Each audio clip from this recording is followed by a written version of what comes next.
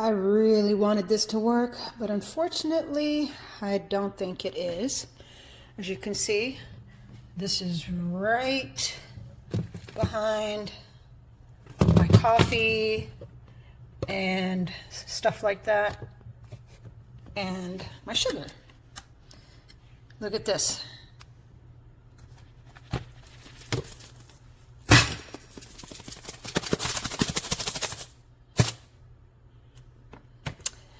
I'd say it's not working, otherwise my monk fruit would not do that. Oh well, I bought like 6 of these and I guess they'll just be decorative. After a week, the beads started turning green, and I went to plug it in, left it plugged in all day, got very hot, and the beads never really turned amber again.